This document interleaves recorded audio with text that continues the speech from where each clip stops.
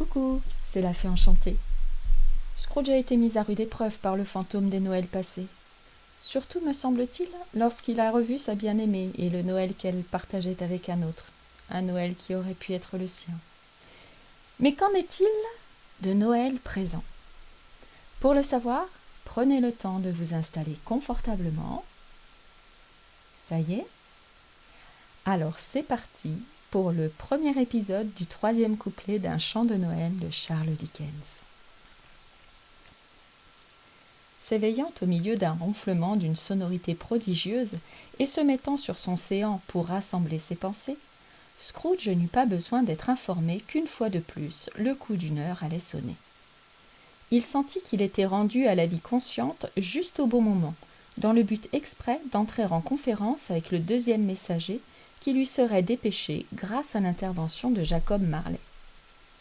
Mais comme il s'aperçut qu'un frisson glacé le saisissait lorsqu'il se demandait lequel des rideaux de son lit ce nouveau spectre allait tirer, il les ouvrit tous de ses propres mains, et s'allongeant de nouveau, se mit aux aguets pour surveiller les abords de son lit avec vigilance, car il désirait affronter bravement l'esprit au moment même où il apparaîtrait, et ne voulait pas se laisser prendre par surprise, ni perdre son sang-froid.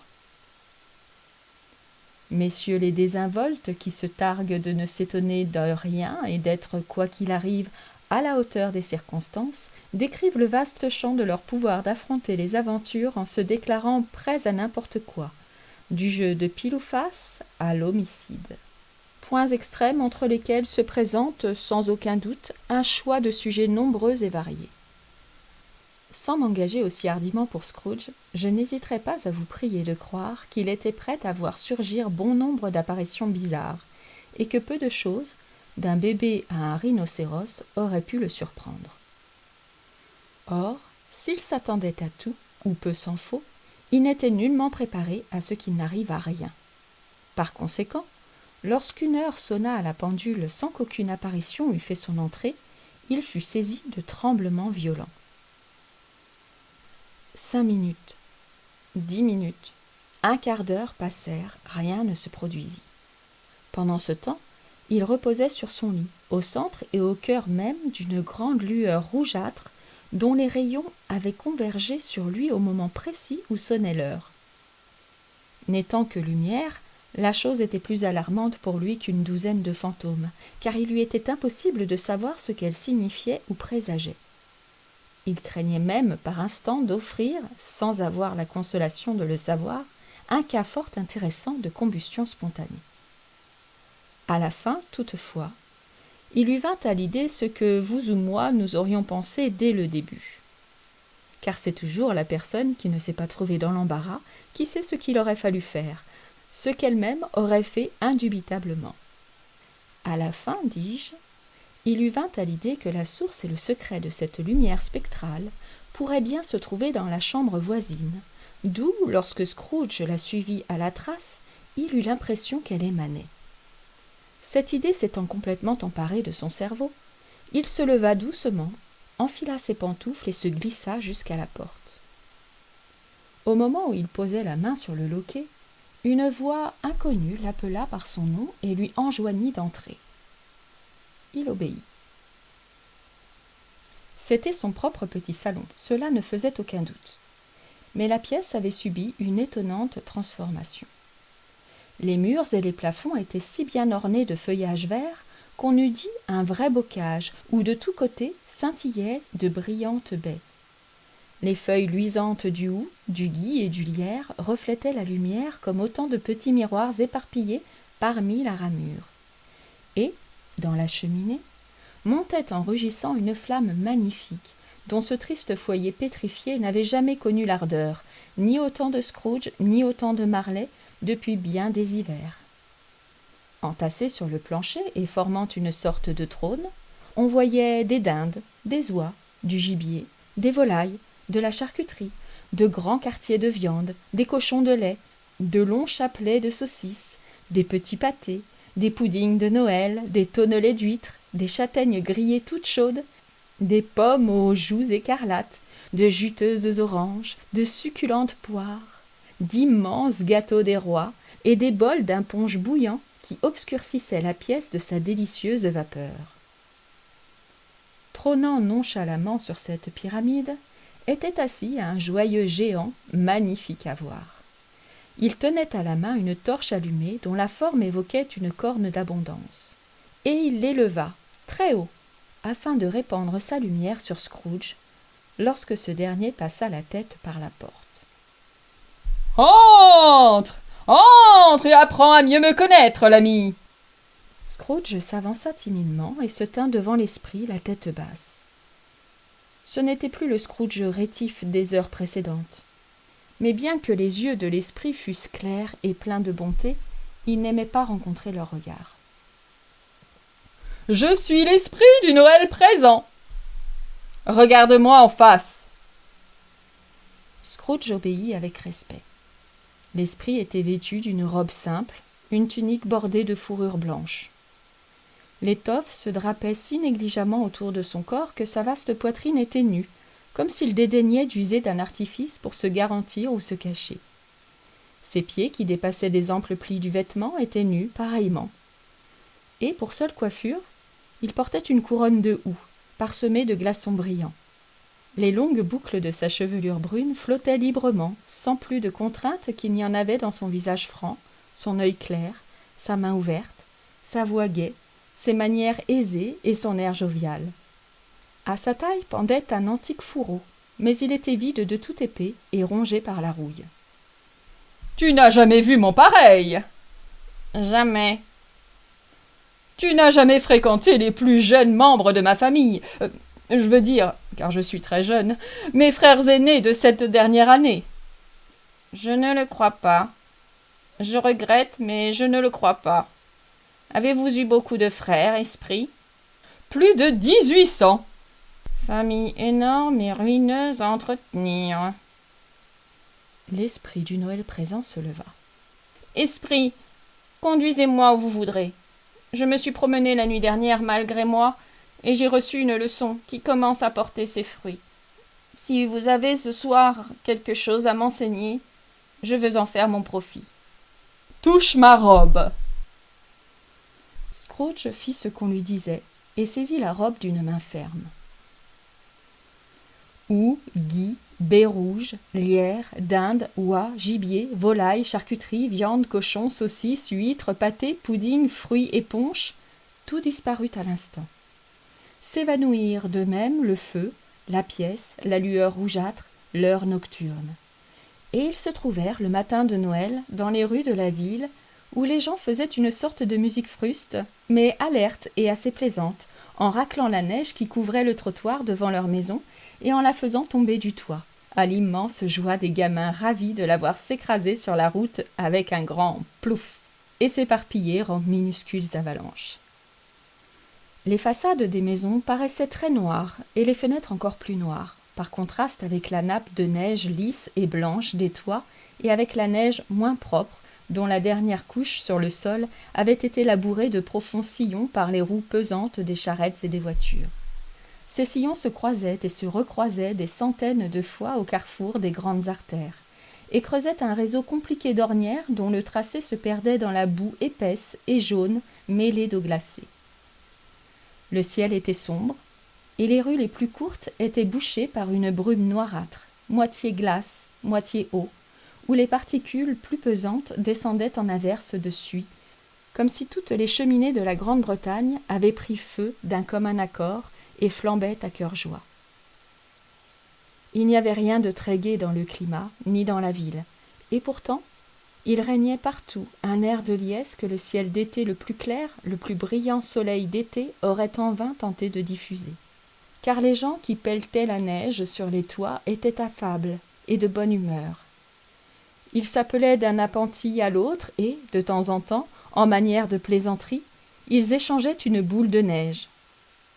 Projectile assurément plus inoffensif que bien des plaisanteries en paroles. Ils riaient aux éclats quand ils atteignaient leur cible et d'aussi bon cœur quand ils la manquaient. Les boutiques des marchands de volailles étaient encore à demi ouvertes et celles des fruitiers rayonnaient de toute leur splendeur. Il y avait de grands paniers de châtaignes, ronds et ventrus comme de vieux messieurs bons vivants à la panse rebondie, s'étalant à la porte et débordant jusque sur le trottoir dans leur apoplectique prospérité. Il y avait des oignons d'Espagne, aux larges flancs, rougeâtres et basanés, luisants et obèses comme les moines de ce pays, lançant du haut de leur étagère d'aguichantes œillades aux jeunes filles qui passaient, puis regardant d'un air innocent le gui suspendu au plafond. Il y avait des poires et des pommes amoncelées en brillantes pyramides. Il y avait des grappes de raisin que le bouquetier avait suspendues par bonté à des crochets bien visibles, pour que les passants en eussent gratis l'eau à la bouche. Il y avait des piles de noisettes, brunes et moussues, rappelant par leur parfum les promenades dans les bois, et le plaisir de s'enfoncer lentement dans les feuilles mortes jusqu'à la cheville. Il y avait des chaussons aux pommes, trapus et dorés, dont le hâle faisait ressortir le jaune des oranges et des citrons, et qui, de toute la densité de leurs juteuses personnes, priaient et suppliaient avec insistance qu'on les emportât dans des sacs en papier pour les manger après le dîner. Les poissons rouges eux-mêmes, placés dans un bocal au milieu de ces fruits de choix, bien qu'appartenant à une race apathique dont le sang stagne, paraissaient savoir qu'il se passait quelque chose, et tournaient en rond du premier au dernier, la bouche ouverte, autour de leur petit univers, en proie à une excitation lente et sans passion. Les épiceries. Oh, les épiceries. Presque fermées. Tous les volets en place, sauf un ou deux peut-être. Mais par ces fentes, quelle perspective! Ce n'était pas seulement le son joyeux des plateaux de balance descendant sur le comptoir, ni l'allégresse avec laquelle la ficelle se séparait de sa bobine, ni le cliquetis des boîtes de fer-blanc montant et descendant, comme dans un tour de jongleur, ni même les arômes mêlés du thé et du café si agréables à l'odorat, l'abondance et la beauté des raisins secs, l'extrême blancheur des amandes, la longueur des bâtons de cannelle si droits, la qualité exquise des autres épices, les fruits confits, couverts d'une couche inégale de sucre fondu, si épaisse qu'on se sentait pris en les voyant d'une légère faiblesse et de tiraillement d'estomac. Ce n'était pas non plus parce que les figues étaient moites et charnues, ou parce que les pruneaux, au goût un peu acidulé, rougissaient modestement dans leur boîte haute en couleur, ou parce que tout était bon à manger et paré pour Noël. Mais c'est que les clients se hâtaient, si impatients de goûter les joies promises par ce jour, qu'ils se bousculaient en franchissant la porte, écrasant l'un contre l'autre leurs paniers à provisions dans leur hâte fiévreuse, oubliaient leurs emplettes sur les comptoirs, revenaient les chercher en courant et commettaient 1000 erreurs de cette sorte, de la meilleure humeur du monde. Tandis que l'épicier et ses garçons montraient tant de franche gentillesse que les cœurs de métal poli qui agrafaient leur tablier par derrière auraient pu être leurs propres cœurs exposés aux yeux de tous et livrés aux petites corneilles de Noël s'il leur plaisait de les picorer. Mais les cloches invitèrent bientôt toutes les bonnes gens à se rendre à l'église ou à la chapelle. Ils sortirent en troupe et se répandirent dans les rues, ayant arboré leurs plus beaux habits et leur visage le plus joyeux. En même temps, d'une quantité de rues latérales, d'impasses et de courettes sans nom, sortaient d'innombrables personnes portant leur dîner à cuire chez le boulanger. La vue de ces pauvres festins parut intéresser vivement l'esprit, car il alla se poster, avec Scrooge à ses côtés, sur le seuil d'une boulangerie, et soulevant les couvercles à mesure que passaient leurs porteurs, il répandait sur leur dîner quelques grains de l'encens qui brûlait dans sa torche. C'était en vérité une torche peu commune que la sienne. Une fois ou deux, quelques coltineurs de dîner qui s'étaient heurtés rudement ayant échangé des mots de colère, l'esprit fit tomber sur eux quelques gouttelettes et la bonne humeur leur revint immédiatement. Car, disait-il, ce serait une honte de se quereller le jour de Noël, et rien de plus vrai, Dieu soit loué, rien de plus vrai. Peu à peu, les cloches se turent. Les boulangeries se fermèrent et l'on vit apparaître le réconfortant présage de tous ces dîners en cours de cuisson dans la tache de neige fondue qui s'élargissait près des fours de boulanger, où le trottoir fumait comme si ces pierres étaient en train de cuire elles aussi. « N'y a-t-il une saveur spéciale dans ce que vous répandez avec votre torche ?»« Oui, ma propre saveur. »« Peut-elle agir sur n'importe quel dîner aujourd'hui ?»« Sur tous ceux qui sont offerts de bon cœur, les plus pauvres spécialement. »« Pourquoi les plus pauvres ?» parce qu'ils en ont le plus besoin. Esprit. Je m'étonne que de tous les êtres habitant les divers mondes qui nous entourent, vous soyez celui qui cherche à priver ces pauvres gens des occasions de prendre un plaisir innocent. Moi ? Vous voulez leur ôter la possibilité de dîner le 7e jour, et c'est souvent le seul où l'on puisse dire qu'ils dînent, n'est-ce pas vrai ? Moi ? N'est-ce pas vous qui entreprenez de fermer ces boutiques le jour du sabbat, ce qui revient au même ? Moi ? Entreprendre cela ? Pardonnez-moi si je me trompe. Cela s'est fait en votre nom, ou du moins au nom de votre famille. Il y a sur cette terre que tu habites des hommes qui ont la prétention de nous connaître et qui couvrent de notre nom leurs actes de passion, d'orgueil, de méchanceté, de haine, d'envie, de bigoterie et d'égoïsme. Or, ils nous sont aussi étrangers à nous et à tous les autres que s'ils n'avaient jamais vécu. Rappelle-toi cela et rends-les responsables de ce qu'ils font, au lieu de nous en accuser. Scrooge promit qu'il le ferait.